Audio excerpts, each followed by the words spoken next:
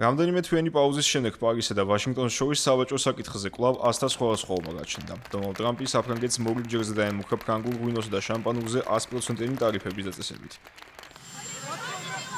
ამჯერად შეერთებული შტატების პრეზიდენტის ასეთი განცხადების მიზეზი, რომელსაც სააგენტო New York Post-ი აუცილებს, გახდა პარიზის მიერ ტექნოლოგიური კომპანიებისთვის ციფრულ მომსახურებაზე დაწესებული ტარიფები.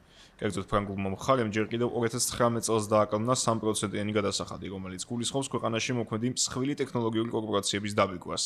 ამ სიაში მოხვდნენ Facebook-ი, Amazon-ი, Apple-ი და Google-ი, რომლებიც შეერთებულ შტატებში დაფუძნებული.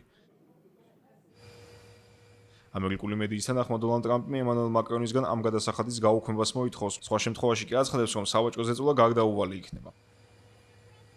შეერთებული შტატების ბაზარზე გასატანი ფრანგული და სხვა ევროპული ღვინოებისთვის უკვე მოქმედებს 15%-იანი ტარიფი, რაც 5% აღემატება მანამდე არსებულ მაჩვენებელს. ვიდრე თეთრი სახლის ადმინისტრაციას დონალდ ტრამპი მეორე ვადით ჩაიბარებდა. ასეთმა პოლიტიკამ იმოქმედა ბაზრის დინამიკაზეც და შედეგად ალკოჰოლური სასმელების ექსპორტმა 21%-ით იკლო.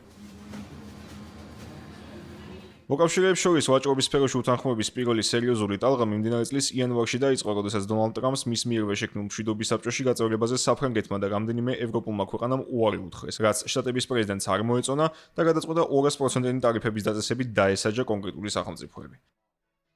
ვაშინგტონთან სავაჭრო ურთიერთობების შესანარჩუნებლად გასულ წელს კანადამ გააუქმა ციფრული მომსახურების ტარიფები, თუმცა ამ საკითხზე უთანხმოებამ შესაძლოა ტრანსატლანტიკური ურთიერთობები კიდევ ერთი საკითხის გამო დაძაბოს.